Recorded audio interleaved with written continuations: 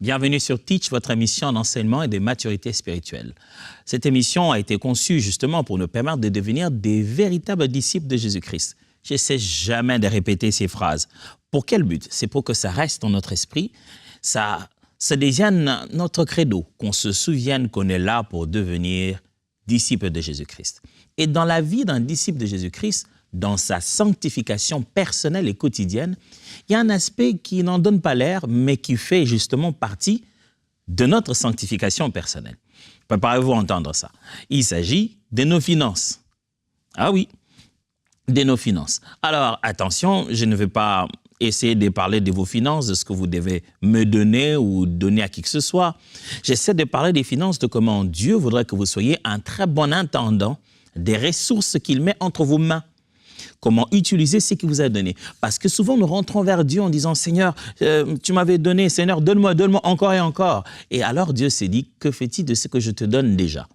Au travers de cette série, on va découvrir ensemble comment devenir des bons gestionnaires des ressources que Dieu nous a données, matérielles, ressources financières, le potentiel humain, toutes les ressources que Dieu a mis entre nos mains, comment on peut bien les utiliser. Mais pour aujourd'hui, concentrons-nous sur des principes qui peuvent nous aider dans nos finances. Alors, let's teach. Grandissons ensemble.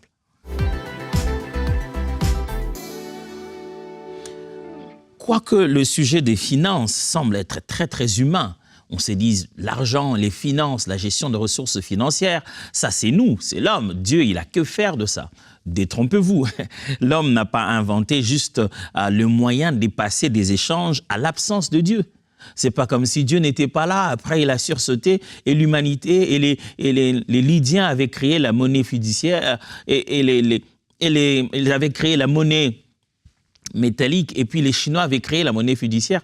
Et c'est pas juste comme ça que Dieu s'est dit « Ah ben moi je savais pas qu'il y avait ces inventions ». Non, dans les transactions des êtres humains, des êtres humains et dans leur manière de passer les richesses d'un point à un autre, de passer les possessions d'un point à un autre, d'obtenir ce qu'ils n'ont pas et donner aux autres ce qu'ils possèdent, ce système monétaire, rassurez-vous, je ne donne pas un cours d'économie monétaire ici, mais il y a eu ce besoin où j'ai une chose, mais j'en ai qui je manque. Et le voisin, il en a, des choses dont moi j'ai besoin.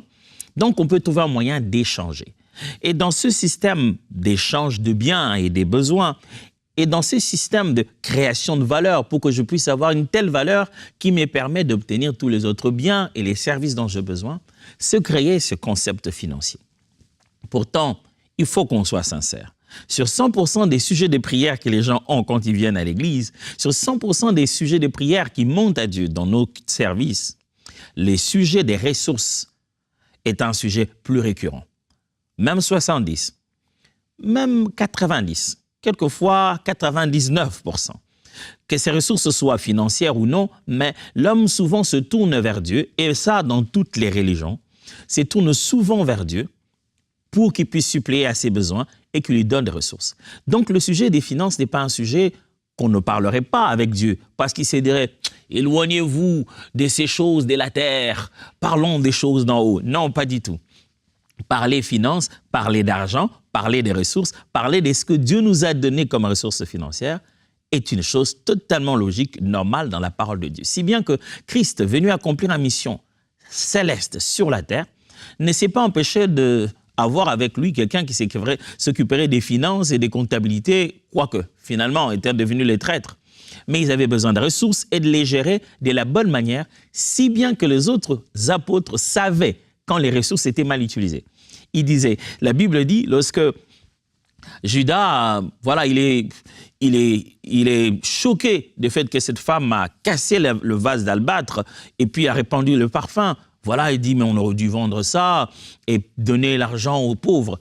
Et la Bible dit, il ne disait pas cela parce qu'il était en peine de pauvre, mais parce qu'il volait de l'argent. Jésus avait besoin des ressources. Jésus avait besoin des finances. En partant dans l'Ancien Testament, depuis l'Ancien Testament, les promesses de Dieu sur le peuple d'Israël, parmi les promesses d'Abraham, qui est devenu notre père dans la foi, se trouvent les signes forts de la présence de Dieu par la manière dont il va suppléer en matière des ressources. Dieu dit à Abraham, je te bénirai et je ferai de toi une source de bénédiction. Et dans ce mot-là, bénir, dans ce verbe, Dieu n'a pas mis seulement la promesse du Fils qui devait venir, il a aussi mis la promesse des ressources qu'il allait lui donner. Plus de moyens, plus d'animaux, plus de moyens pour pouvoir accomplir son objectif sur la terre. L'exemple de Job vient montrer un Dieu qui a tellement béni au point que le diable dit « S'il est comme ça, c'est parce qu'il n'a rien à te demander. Tu lui as tellement donné, tellement de choses. Pourquoi il est là? Il est à fond dans les histoires de Dieu. Si je le récupérais ses moyens, et tu verras que ça changerait son engagement. » Dieu sait que nous, sur la terre, les moyens sont là, ça nous aide, ça nous permet dans notre engagement avec Dieu de se rendre compte que Dieu prend soin de nous. Mais ce ne sont pas les finances qui garantissent notre relation avec Dieu. Et c'était ça l'épreuve de Job. Finalement, Dieu a dit non, c'est pas parce que je lui ai tout donné qu'il m'aime. Prends tout ce que tu veux, tu verras qu'il continue à m'aimer. Nous, chrétiens, par crainte d'être tellement attachés à l'argent, on s'en éloigne, on n'en parle pas. Comme ça, j'aime les seigneurs. Mais après, quand les seigneurs viennent et qu'on doit converser, on ne parle que d'argent. Dieu, donne-moi pour les universités, donne-moi pour ceci, donne-moi. Même quand on ne dit pas à Dieu, Seigneur, donne-moi l'argent, la demande qu'on a placée est une demande financière. Et on devrait ne pas en être dérangé. C'est naturel, c'est normal. À qui voudrais-tu aller demander si ce n'est pas à ton Père qui est dans les cieux? Jésus, en nous apprenant à prier, nous dit que nous devions demander à lui notre pain quotidien. Il dit que c'est vers le Père que nous devons nous adresser, nous présenter, lui dire « Papa, on a besoin de manger, papa, on a besoin d'argent. » Mais qu'est-ce qu'on peut apprendre ensemble comme principe lorsque finalement le Père nous donne ces moyens-là? De l'argent. Dieu nous donne de l'argent. Comment on les gère? Pour devenir un bon gestionnaire des finances, il nous faut bâtir une mentalité. Il nous faut bâtir une façon de réfléchir. Et c'est ce qu'on va faire tout de suite. Il faut qu'il y ait un paradigme mental qui te permette d'être équilibré face aux finances. Oui, d'autres préfèrent appeler les finances tout de suite maman. Quoique le sujet des mamans est beaucoup plus large. Ce n'est pas l'argent seulement, c'est plus que ça. Mais dès qu'on voit l'argent, dès qu'on pense à l'argent, maman, il y a des montants qui sont devenus diaboliques. Si on a 10 euros, 10 dollars, le Seigneur m'a béni. Si on en a 20, le Seigneur m'a visité. Si on en a 300, 500, Dieu m'a fait grâce. Quand on commence à en avoir 2000, 3000, le Seigneur m'a mis au large. Quand on commence à en avoir 100, 200, 4 millions, 20 millions, 3 milliards, on s'est dit, il a vendu son âme. Pourtant, les sujets des finances, Dieu nous en donne selon nos capacités et selon la mission qu'il nous donne d'accomplir. Et une chose avec le Dieu de la Bible, c'est quand tu sais gérer, il t'en donnera plus. C'est lui qui l'a dit. C'est lui qui a bien géré ce qu'on lui a donné avant, on lui donnera davantage. C'est lui qui a bien géré ce qui n'est pas à lui. Alors on pourra lui donner ce qui est à lui. Qu'est-ce qu'on peut apprendre alors pour devenir des bons gestionnaires des finances que Dieu nous donne? Quelle mentalité développer? Alors, premier point, ta générosité est la clé du bonheur. Ta générosité, mon frère, ta générosité, ma sœur, est la véritable clé du bonheur. Le bonheur n'est pas dans l'acquisition et dans la multiplication de moyens financiers. Ce n'est pas quand tu en as beaucoup que tu obtiendras le bonheur. Je vous assure, la voie qui prend le bonheur ne passe pas par la richesse. La richesse ne fait pas le bonheur. Quand le bonheur se promène, ce n'est pas la richesse qui va s'arrêter. Donc, le vrai bonheur est dans la générosité. Non pas dans l'acquisition, non pas dans le fait que tu en maintiennes, que tu en aies tellement pour toi, tu dis ça, c'est à moi, ne touchez pas, c'est à moi. Non, c'est plutôt quand tu sais prendre ce qui est entre tes mains et devenir un distributeur, un intendant, un gestionnaire de ressources que Dieu a mis entre tes mains. C'est là que tu commences à vivre le bonheur. Surtout à le voir dans les yeux des autres. Surtout à le voir comment ce qui n'avait pas autant d'importance pour toi, ce qui n'avait pas autant de valeur pour toi, ce qui était dérisoire, quand tu le mets entre les mains de quelqu'un d'autre, tu vois que ça lui donne le bonheur que seul le milliard te donnerait à toi. Tes dizaines peuvent donner le bonheur dans le cœur de quelqu'un d'autre, que toi, tu attends que lorsque tu auras des milliards. La générosité est en réalité la véritable voie du bonheur, et non pas l'acquisition de beaucoup de richesses, mais plutôt la façon de s'en libérer pour faire du bien aux autres. 2 Corinthiens chapitre 9, versets 7 à 8. 2 Corinthiens chapitre 9, versets 7 à 8. Que chacun agisse donc selon l'inspiration de son cœur et donne ce qu'il aura librement décidé. sans regret ni contrainte. Dieu aime celui qui donne avec joie. Il peut aussi vous combler de ses dons les plus divers. Ainsi, vous aurez en tout temps amplement ce qu'il vous faut et il vous restera encore du superflu pour toutes sortes de bonnes œuvres. Vous voyez ça? Paul est en train d'exhorter aux Corinthiens de participer à la contribution qu'on devait envoyer à Jérusalem. Il leur dit, je ne veux pas vous faire pression, je vous ai donné des exemples de ceux de Macédoine et tout ça là, c'est juste pour vous montrer que ce sont des bons exemples. Je ne veux pas vous faire pression, ce que je vous rappelle ici, donnez librement selon que les seigneurs touchent votre cœur. C'est quand même un peu, ça me fait rire chaque fois quand les gens citent ce passage biblique pour ne pas donner. Il dit non, la Bible dit donnez librement comme selon votre cœur, donnez librement comment vous l'aurez décidé. Je dis ouais, mais justement, ce texte a pour but de nous encourager à donner, pas de nous décourager à le faire. Donner librement ne veut pas dire soyez libre de ne pas donner. Ça veut dire donner, mais librement. Le but, c'est que vous puissiez apprendre à donner, mais à donner avec simplicité de cœur, avec conviction. Il dit, donnez, comment vous allez le sentir? Selon que vous en aurez l'inspiration. Il dit, parce que Dieu, il aime ceux qui donnent avec joie. Ce n'est pas seulement ceux qui donnent, mais avec joie, l'attitude de cœur. Il insiste en disant, Dieu alors vous donnera suffisamment pour vous et il vous en restera du superflu pour toutes sortes de bonnes œuvres. Quand Dieu vise à vous donner, il ne vous donne pas que pour vous. Il vous en donne aussi au-dessus. Dieu tient compte du fait que vous devez non seulement être nourri, être enrichi, mais vous devez devenir un instrument de richesse pour les autres.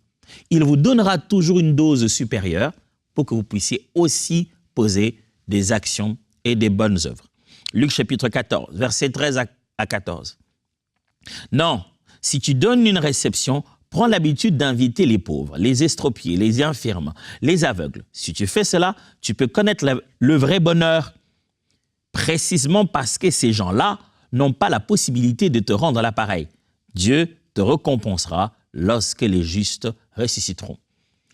Jésus-Christ arrive en fait quelque part et il va enseigner à celui qui a organisé la fête la meilleure façon d'être dans le bonheur. Il dit, le vrai bonheur, c'est pas que tu organises une fête et tu invites des gens qui peuvent aussi t'inviter à leur fête. Ça sert à rien. Le vrai bonheur, c'est quand tu exprimes ta générosité envers des personnes qui ne sont pas capables de te rendre l'appareil. Alors, il lui fait une liste des personnes démunies de la société à l'époque. Il parle des pauvres, les estropiés, les infirmes, les aveugles. Il dit, ceux qui ne sont pas dans les moyens, ne sont pas capables de te rendre l'appareil, lorsque tu leur donnes, tu exprimes un degré de générosité qui est un vrai bonheur. Le mot apparaît là. C'est là que tu connaîtras le vrai bonheur. Alors, rappelle-toi très bien, dans la façon de gérer tes richesses, sache-le, que le vrai bonheur est dans la générosité.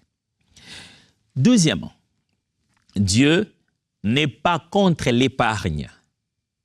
La deuxième vérité à saisir lorsqu'on veut devenir un bon gestionnaire, la deuxième chose qu'il faut placer dans la mentalité de bon gestionnaire des finances que Dieu nous donne, c'est que Dieu n'est pas contre l'épargne. Oui, je le sais. Très souvent, on aime sortir le texte qui dit « Celui qui épargne à l'excès s'appauvrit ». Bien sûr que le mot est excès. C'est drôle de voir que lorsqu'on parle de problèmes comme le péché, comme la mort, d'autres sujets comme ça, il est facile que les chrétiens remarquent le verbe qui est conjugué, que c'est continuel, de remarquer les adjectifs qui sont placés, les adverbes, de voir que c'est continuellement que ça doit se faire, ou de voir que c'est excessif, ça parle de l'excès de la chose. On sait que quand Jésus dit « si ta main te fait pécher, coupe-la », on sait qu'il ne parle pas de couper littéralement. Mais c'est drôle de voir que lorsque les textes ont trait à la gestion des finances, on dirait qu'on est perdu. L'amour de l'argent, racine de tous les maux, on dit non, l'argent, racine de tous les maux. Et le mot amour est parti où? Et ici, ce que j'essaie de vous expliquer ici, c'est la Bible dit épargner à l'excès, l'excès disparaît. C'est épargner qui devient le problème. Non, non, non, non, non. Connaissons très bien où se trouve la faute, à partir de quelle mesure. L'épargne est une méthode divine. Dieu a donné cela à Joseph pour sauver le peuple d'Égypte. Il dit, épargnez, mettez de côté pendant la saison, les 7 ans d'abondance, et ça vous sera utile pendant les 7 ans de disette. Proverbe chapitre 21, verset 20. Dans la demeure de l'homme sage, on trouve des précieux trésors, et des réserves d'huile. Mais l'insensé dilapide ce qu'il a. Proverbe dit, le sage dit ceci. Quand vous allez dans la maison de quelqu'un d'intelligent, de sage, vous trouverez qu'il a épargné. Vous trouverez qu'il en a encore. Il parle de précieux trésors et des réserves d'huile. C'est intéressant. Hein? Il y a des trésors qui seront moyens de monnayer, c'est comme de l'argent. Et il y a de l'huile qui sont des ressources naturelles qu'il garde. Il ne garde pas que de l'argent parce qu'il y a des problèmes qui arrivent et l'argent ne sait rien en faire. Il a de la provision aussi matérielle. Épargner et garder des provisions sont une très bonne façon de gérer ses finances. Et ici, le proverbe dit, quand vous allez plutôt dans la maison de l'insensé, il a déjà tout dilapidé. Il achète aujourd'hui pour tout manger. Il achète aujourd'hui pour tout consommer. Il ne garde rien. Il ne sait pas épargner. À peine qu'il a son salaire, il passe directement dans les achats. Ce n'est pas la faute à Dieu. Certains chrétiens s'approchent du Seigneur. Ils ont... Ah, Dieu est bon, vous savez, Dieu. Dieu est bon, Dieu, il est tellement patient envers nous. Vous entendez des sujets de prière de quelqu'un, vous vous dites, j'entends ces sujets de prière et je réfléchis en gestionnaire des finances. Les types de demandes qu'il est en train de faire, si Dieu lui en donne l'argent, il n'épargnera rien. C'est qu'il est en train de demander à Dieu, donne-moi pour que ça passe, que c'est de l'autre côté. Donne-moi pour que j'achète. Donne-moi pour que j'aille enrichir quelqu'un d'autre en prenant quelque chose qui est passif. Donne-moi les moyens pour que je m'achète quelque chose qui ne me sera même pas utile et qui ne montrera même pas en valeur. En fait, il dit, donne-moi pour que j'aille dilapider. Dieu est un investisseur et un père responsable. Il ne va pas te donner comme ça. Commence à avoir un raisonnement d'un bon gestionnaire des finances et tu te rendras compte que Dieu te donnera tellement à gérer.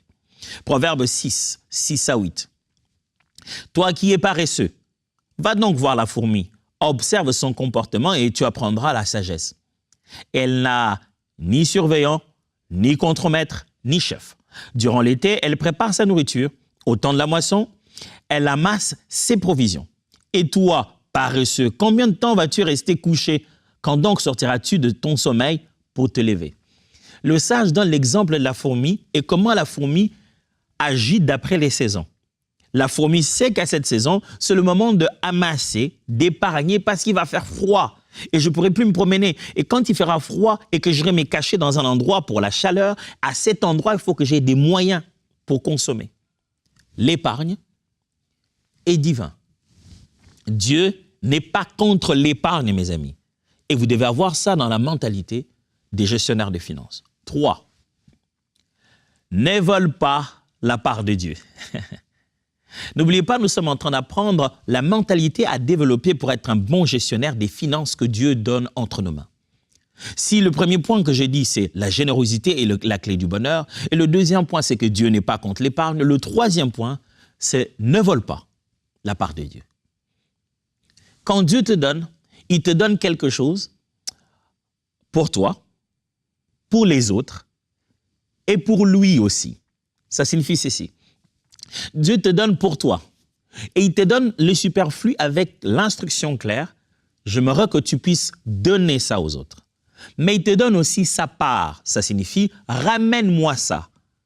Ramène-moi cette part-là. Je pourrais en disposer comme je veux. Tu n'as pas besoin de savoir à qui ça va faire le bonheur. Toi, ramène ça juste à l'endroit où je t'ai demandé. De là, je vais m'en occuper. Ces 3 parts viennent dans nos gestions de finances. Ces 3 parts viennent dans nos finances. Ma part, la part des autres qui passe par moi et la part de Dieu. Je ne sais pas comment il va utiliser ça, mais c'est sa part. Et n'oubliez jamais que dans les finances qu'il y a entre vos mains, il y a la part de Dieu, il y a votre part et la part de la générosité. Chaque fois que Dieu a besoin de ses moyens, ça ne passe pas toujours par la générosité. Oui, 2 fois ça passe par quelque chose qu'il y ait. Pas 2 fois. En fait, la part de Dieu a un sens plus légal que libre. Je vais essayer de formuler ça. La part de Dieu est une obligation et non pas juste une générosité volontaire. La part de Dieu, ce n'est pas ce que tu veux, c'est ce qu'il a ordonné. C'est ce qu'il a dit qu'il doit en être ainsi.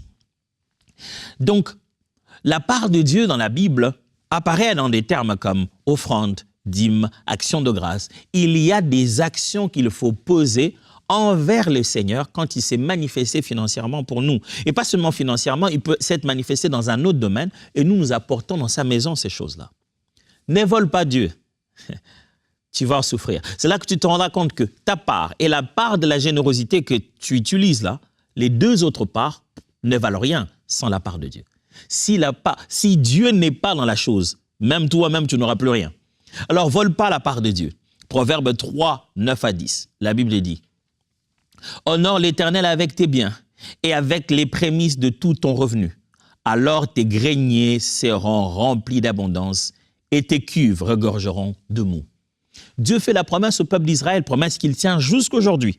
Jusqu'aujourd'hui, mes frères, promesse que Dieu tient jusqu'aujourd'hui. Rien à voir avec le sacrifice de Christ à la croix. Non, rien à voir. Je ne vais pas parler de ça maintenant. Mais rien à voir avec le fait que Jésus ait donné de son sang, qui est un sacrifice de libation, que Jésus-Christ est venu accomplir. Ça, c'est plus que juste, ce n'est pas que des sacrifices ici.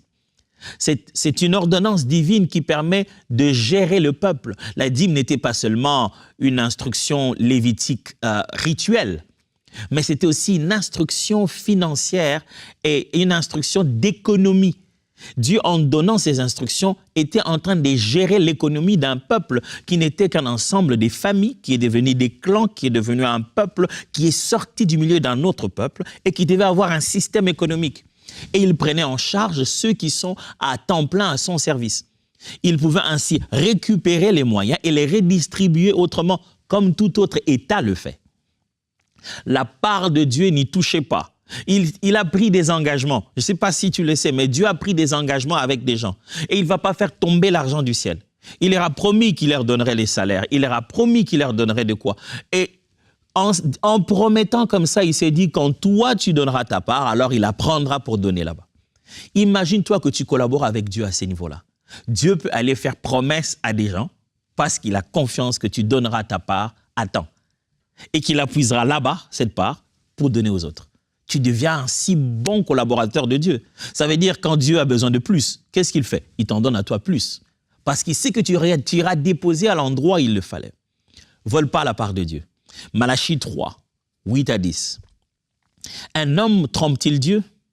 Car vous m'avez trompé. Et vous dites, en quoi t'avons-nous trompé? Dans les dîmes et les offrandes. Vous êtes frappés par la malédiction et vous m'avez trompé, la nation tout entière. Apprêtez à la maison du trésor toutes les dîmes, afin qu'il y ait de la nourriture dans ma maison. Mettez-moi de la sorte à l'épreuve, dit l'Éternel des armées. Et vous verrez si je n'ouvre pas pour vous les écluses des cieux, si je ne répands sur vous la bénédiction en abondance. Dieu dit, quand vous ramenez ce qui m'appartient, ramenez ma part, là où j'ai dit que vous puissiez ramener. Dieu ne dit pas, ramenez ça sur une montagne, quand vous aurez brûlé ça, aucun homme n'y touchera. Non, il dit, ramenez à la maison de trésor. C'est-à-dire que les gens se promènent, ils avaient leurs biens et ils savent que c'est dans cette maison-là. Mais est-ce que Dieu mange ça? Est-ce que Dieu utilise ça? Non. Dieu veut que ça soit à cet endroit parce qu'il va l'utiliser d'une certaine manière. Le plus important, ce n'est pas que Dieu consomme. Dieu consomme ton obéissance. Il ne consomme pas tes biens. Ah oui, je vais répéter ça. Dieu consomme ton obéissance. Il ne consomme pas tes biens. C'est pour cette raison qu'Abraham n'a pas eu besoin de tuer Isaac. Quand il a obéi dans son cœur, Dieu dit « Stop, c'est bon, j'ai eu ce que je voulais ». C'est l'obéissance de mettre Dieu en avant dans tes finances, de lui rendre sa part à temps selon qu'il est prévu. C'est ce que Dieu consomme. Et c'est ce que tu auras donné là. Il a une autre façon de le faire consommer à qui il voudrait qu'il puisse consommer. Et ça te concerne plus. Ça, c'est à lui de faire ce qu'il veut, comme il veut. Alors, Dieu va consommer ton obéissance, non pas seulement tes biens. Alors, la chose la plus importante à faire, ne vole pas Dieu.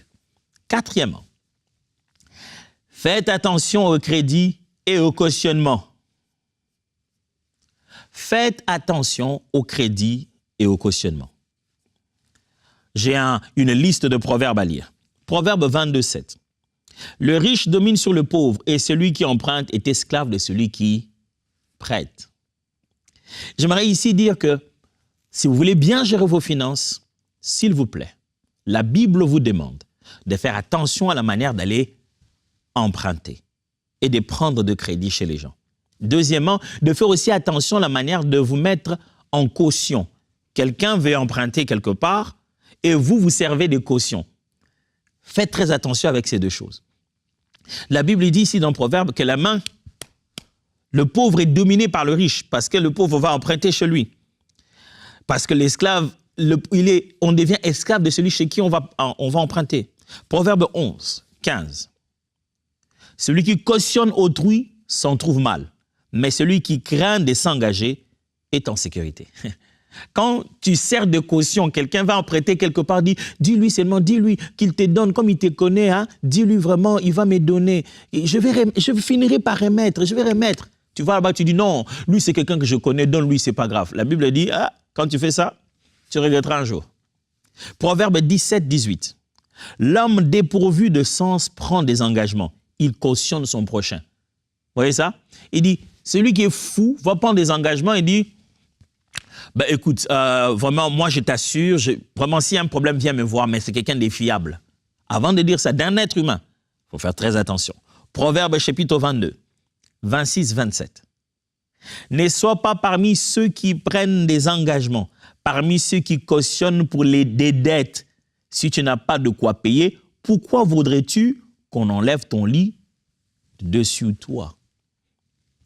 Ne sois pas ceux qui vont non seulement servir des personnes cautions, mais aussi aller donner des cautions en vue d'une dette.